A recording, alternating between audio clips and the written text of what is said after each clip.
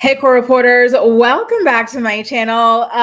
Guys, let's talk about the new episode of Love is Blind that just dropped. It really just solidified my initial hypothesis, which was that all of these people freaking suck for their own unique ways. I had nobody to root for. It was really sad. I've never had a season like this. Every season had at least one couple to root for, except for this one. It was truly remarkable. So let's get into why I feel this way about everybody as the recap progresses, shall we? So let's start off with Stacy. Stacy, she's getting ready with her family to go down the aisle and decide whether or not she wants to be married to Izzy. So she's talking to her sisters about like things she likes about Izzy, and at a certain point she says, yeah, he's like so exotic. I'm like, girl, I think they filmed this in 2022. So you're really still calling people exotic in 2022? Like, people are not cars. Being non-white doesn't make you exotic. It just makes you non-white. Like, it's just so weird. And there's so many undertones to a lot of the things that she says that just give me the ick vibe, to be honest with you. Like, for example, she starts talking down about Izzy with her family. Like, she speaks about him like he is. Okay, you know what? This is very topical. Do you guys remember the movie The Blind Side and how all of that is playing out in the press right now? The family basically, like, preyed on this child to make money off of him in the NFL and whatnot. It's like that. Like, she speaks down on him like he is some kind of like rescue, like an exotic poor kid who's brown, that she and her family might like help to learn to use proper cutlery, to learn to drink out of a glass, to learn to eat at a restaurant, to learn to get on a plane, like different things like that. So like, for example, after calling him exotic, she starts talking to her sisters about how she never thought she'd fall in love with like basically this impoverished man. She just talks about like all the things that like make him broke, right? He's only just now getting a passport. His favorite restaurant is Chipotle. Basically she's really hammering in the idea or the fact that Izzy is just so uncultured. He's never seen anything, never experienced nothing, never been nowhere. Like, he is as basic and as poor as it gets, is basically what she's constantly trying to like communicate to us, the audience, and to her family as well. And I can't imagine being Izzy and watching this play out, because to me it's very, very humiliating. So now, by the way, I cringe every time they show her engagement ring. I don't know who designed that thing, but it is just not cute. I'm sorry, but that is probably one of the worst rings I've seen. I should do a special video on all of like the ugly engagement rings. Well, it's not objectively, in my opinion, the like ugly, gaudy engagement rings, but I digress. So now Izzy, he, on the other hand, he sent his best man over with a note for Stacy, and it's just like a bunch of rhymes about why he loves her and whatnot. And I gotta be honest with you guys, I like, the poem was so basic and it felt so rushed and it felt so insincere. I really feel like Izzy is playing a part, and it's not landing for me, to be honest with you. I do not get the vibe. And speaking, it's not just me, it's not landing for Stacy, isn't vibing it with it either. You guys saw her face when she read the note and she received it. Like, if she were in love, that would have made her emotional in a good way. It would have made her happy. You would have seen like twinkle in her eyes, but she just looked like, you know what I mean? Like, really? Like, there's no love. You could see the indifference in her eyes that she has for Izzy. Now, when they get to the altar, they start saying their vows and whatnot. And again, I am just not getting the vibe that Izzy is sincere. He reminds me during this last episode of Mark from season 1 of the show, who really wanted to play like the lost, wounded, devastated, hurt, blindsided puppy dog. And then it turned out that behind the scenes, he was running around cheating on Jessica. He only did the show for fame. He started dating his now baby mama or wife or whatever, but he was cheating on her with LC, who he was cheating on with another girl too. Like, people like this, where they're just playing a role. That's how I felt about him. I don't think he was sincere when he said yes. He knew Stacy was going to say no, and I bet you she's going to come out and say that they both agreed to say no, and he blindsided her. I can almost 1000% guarantee it. And so, after she says no, he doesn't even look devastated. This guy who's claiming to be so madly in love with this woman, can't breathe without her and whatnot, he just got rejected in front of everybody, and he looks so unmoved. It's kind of like the way Stacy looked when he sent over that like poem to her. You know what I mean? Like it was obvious. So he accepts the fact that she says no. She says that she needs more time and whatnot, and they kiss basically. So they would have you thinking that they were like gonna like try to date outside of the pods or something like that, but nope. He does also, by the way, tell her that he loves her, and so after this, they meet up behind the venue and talk a little bit more about her decision. And she basically asks him to date her for a little bit longer before they decide to go down this road. And he says, well, I can't do that because I'm always going to be wondering, like, when is going to be the right moment? When is this going to happen? Like, is she ever going to be ready? So he basically refuses flat out. And he also says that it feels like they would be going backwards if they agree to do that, which I agree to. To be honest with you, I would have the same position. If I walked down the altar with someone and they rejected me, I would not be like, gung ho about dating them after the experience again, because it does feel like you're kind of going backwards with someone who's going to keep stringing you along or whatever. So, I do agree with him on that respect. In that respect, I should say, sorry. He also tells her that he just wants to be loved the way that he loves. And that's the like thing that we had been hearing all the time in the trailer and whatnot. So it was interesting to like see like the context behind the quote and everything. So voila, that was the situation there. And then when he's talking to us, like the audience and whatnot, he explains what he thinks went wrong. And so in his opinion, Stacy let the voices of the outside world get in her head and ruin their relationship. He's like, you know what? I was at the gym and I saw Titanic. It was playing and I realized like that's the kind of love that I want. I picture love being like in the Titanic. I'm like, didn't someone in the Titanic let someone else drown, someone they were supposed to be in love with and whatnot? Like, that's what you're hoping for, I guess. But listen, I never watched the Titanic movie, so I don't know for sure, but that's just what I heard. I heard Keke Palmer talking about it, before as well. So that's the extent of my knowledge there. But yeah, it just doesn't seem it. And then he starts talking about, oh, like love is supposed to be blind. Your money's not supposed to matter. Your credit score is not supposed to matter. I'm like, see, these are like the words of a broke man. Like, of course, you were trying to convince a girl with money to settle for someone who has no credit, like a terrible credit score, potentially bankrupt, no money, no proper job history. Like, no, love is supposed to be smart. Okay. It can be blind and smart at the same time. And I think that at the end of the day, Stacy made a smart decision to not marry Izzy. Izzy is, sorry, but so far below her lifestyle that it just doesn't make sense for her to align herself with him in a marital capacity in this moment without taking more time to look at it. Like if he were more stable, it would make sense for her to, put the trust there to like get married and move forward. But, when someone's so unstable, they only started working a couple weeks before they started doing this show and he's all like sketchy about like why he's not allowed to have credit cards and whatnot. Like, no, I absolutely not. And so for him trying to turn it around was disgusting to me. And what was really disgusting was when he came for Stacy's age. He was like, yeah, she's what? 33 and like I'm married. I can offer her more than a rich 45-year-old and I'm 29. I'm sorry, Izzy, but what can you offer? Like you didn't even cook for her at all throughout this experiment. And it's something basic that you could do in the house. You didn't do it. Like, so what are you offering? Is it the plastic plates you're offering, the plastic cutlery, the plastic cups? Like what, date nights at Chipotle? I'm sorry, like no travel, yelling at women together, like that's a fun date night for you. Like I just don't get it, the audacity of this man. And especially after being rejected by Stacy, he wants to make it seem like she's defective and she's single because she's defective, when the real thing is she's too good for a lot of the men out there, right? Like she's in a different place and they're not in the same place. Why should she get with someone like Izzy? It just doesn't make any kind of sense, to a logical person. So like she could have been married, Izzy. That's the thing. Like she's not single unwillingly. She's single and not married because she hasn't yet found a man who meets her standards. She gave you a shot and you did not meet her standards. And that's why you're over here crying and trying to bring her down about her age. And she's over there thriving, probably going to end up with a nice 45-year-old man who's going to take good care of her, and will you ever get to that place? Only time will tell.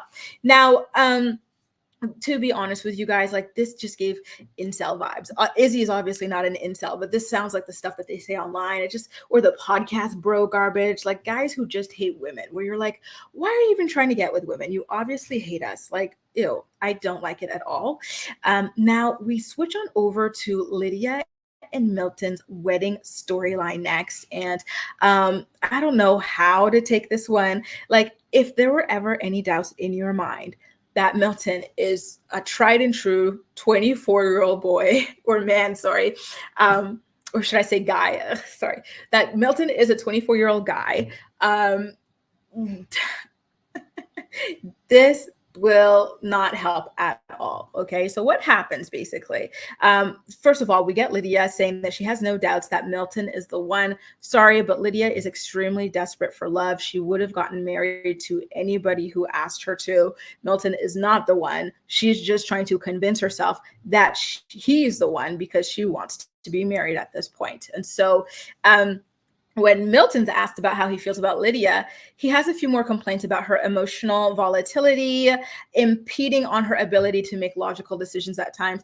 I'm sorry, but the way he speaks about her is just so pretentious and it's so condescending. We always call Uche out for being condescending, but Milton's not getting enough smoke for that. Between this and the comments about the way she speaks English, which he does continue at the wedding, and we will get to, I don't like him. And I think he's like really like toxic, to be honest with you guys.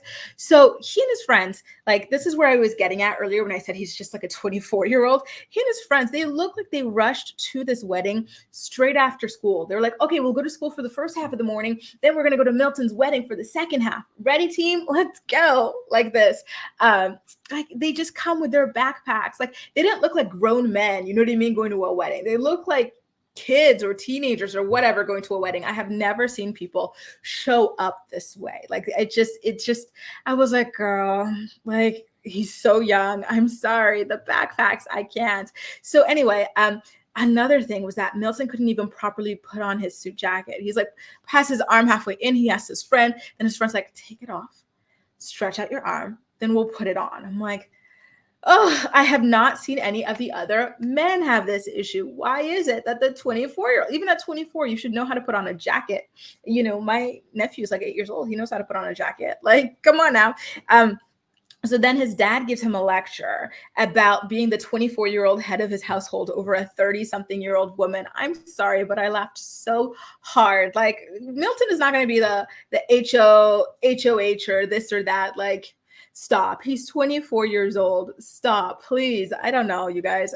I think maybe I'm a little bit biased because I'm so against the idea of me personally being with a guy younger than me. It just, to me, that maybe I'm judging it a bit harshly, but he just seems so young. I'm younger than Lydia. I'm 29, and I would not get with a 24-year-old. No, that's too young for me. You know what I mean? But anyway, it didn't seem like Milton was that into the conversation. Like I kind of felt like he was kind of shrugging his dad off and, you know, whatever, what can you do at that point? So then he walks down the aisle. Oh, I actually have a picture of him. So he walks down the aisle and he's standing there next to the officiant.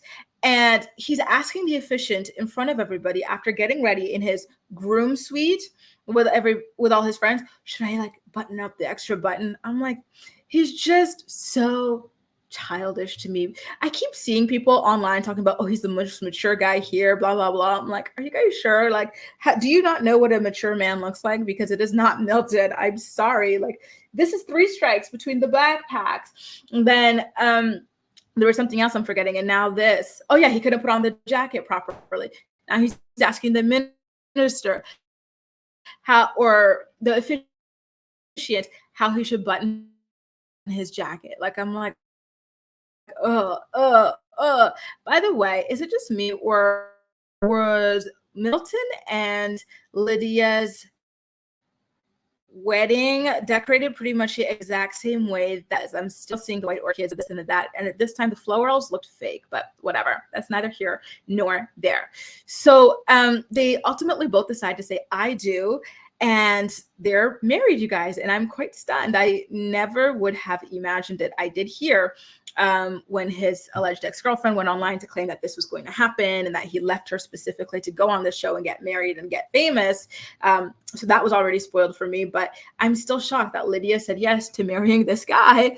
And so afterwards, they start wanting to pop open some champagne, and he was about to open the bottle, and for some reason Lydia didn't even let him have a chance to open the bottle. She's like, do you even know how to open a bottle of champagne or pop it? Here, let me do it. And like, I just felt like, girl, like, why are you mothering this guy? You were not his mom. Like, this, it has to be an incredible turn off. Like, it's just not cute. Keep emasculating him and see how long you last. Like, that guy is able to open a bottle on his own. Stop. So there was a fun moment though at the end of the wedding, which was when Milton wore Lydia's veil. I found that to be really cute and lighthearted and everything. It was so funny, especially with him being so tall, you know, like it was really, really, a cute moment. We've never seen that. So that was fun. Now we get to start seeing whether or not people on the cast, I think this is the first time they asked people outside of the ones who got married or made it down the aisle, whether or not they feel like love is blind. And so Izzy and Stacey both agree that love is blind, but for different reasons. Then we get Taylor with her makeup talking about, I partly regret not living with JP and meeting his family and everything, which really surprised me. I'm like, Taylor, you got away, from a glaring red flag. Like, don't have any regrets, please. Like, you got out at the best time. You don't want to see any more of that man, I'm sure. Then JP says that his inability to open up to women is something that typically pushes women away. So it's like, okay, so you were lying to Taylor, trying to make her feel like it's her fault for wearing makeup, when in reality, the problem is that you don't have a personality, right? So I'm happy to see that he spilled his own tea there about not having a personality ever. Then Uche talks about how he regrets not creating a safe space for Aaliyah. This guy is such an asshole, you guys, because, when he says that, what happens next? They play a clip of him being like, oh, so you're a recent cheater. He's just, I'm sorry, but he's such a prick. Like, the way he speaks to people is so gross. Then we get to Aaliyah talking about how love is a mindset and a lifestyle. I'm like, all right, girl. Then Chris says the emotional connection brings out the physical connection. So to him, love is blind. I don't remember what Johnny said, to be honest with you guys. And now in the last little bit here, Lydia says something really cute. And this is where we get into how Milton really, like, I don't like the way he speaks about like her English skills or anything like that. It really grosses me out, especially as someone who speaks multiple languages and has accents in most of them, or like a foreigner accent in most of them. Like, it's just gross. Like, just the weird comments he makes about it. I'm like, Milton, I have not heard of you speaking any language other than English. So please know your place. And second of all, it's just so unnecessary. So for example, Lydia says something really cute about how this relationship is perfectly imperfect for her. And then Milton acts like he doesn't understand what she said. He's like, huh? That doesn't even make any sense. Your English is so bad. I was like, oh, why would you say that? Like, I'm sorry, but especially if you are a native English speaker, not only that, but it's your one and only language, means you should have an extreme level of mastery in it. So if you're at that level in English and you can't understand what Lydia said, I'm sorry, but you're the one who's unintelligent. Like, you should know exactly what she means. She said something, it was not 1000%, grammatically correct or whatever, but you know what she meant. And he plays dumb about it. Like, he pretends to not understand what she means to make her feel dumb. And I cannot stand it. And I feel like it's some very, very like, is it subversive? It's very, very subtle form of like, breaking her down. And I hate it. I truly, truly hate it. It disgusts me. It grosses me out. I think it's vile, and I think it's at least slightly xenophobic. So I just really want to emphasize how much I despise the way that Milton speaks about Lydia's English. Lydia speaks English at a very high level. It's not her native language. Obviously, she has an accent or foreigner's accent, and obviously she makes some little mistakes here and there. But to any native English speaker or even non-native English speaker, anyone who speaks a high level of English will always know what it is that she means. Milton is a supposedly intelligent man, and yet somehow he doesn't understand what this woman means. No, he's playing dumb, specifically to make her feel stupid, and I don't like it. Anyway, you guys, that does it. A recap of what went down on the final episode of Love is Blind. Let me know what you thought about it. Like, do you feel the same way I did? Like, if anything, this episode proved everybody was awful in their own way. Like Izzy with that weird rant that just felt so like neckbeardy, incel-y, podcast bro-ish. Like, I'm sorry, Izzy, you don't have anything to offer women, not financially, not emotionally, and not even home cooking. So who are you to say that you can offer her more than these nice 45-year-old men that have her jet setting, eating nice and whatnot? Stop. And then Stacey, those weird, slightly like subtly racist comments, like he's exotic, he's so poor, you know, like that type of stuff. Like, ugh. And then who else? Milton, all those comments about Lydia's English, very, very unacceptable. And then Lydia just being so damn desperate. I'm sorry, but this was not a good season. This was not a good cast. They had more couples that were engaged, and they chose not to follow them just to end up with this complete and utter show. Embarrassing. Anyway, guys, let me know what you thought about this in the comment section down below. And as usual, we'll chat. That's all for now. Thank you so much for watching, and I'll see you next time. Bye.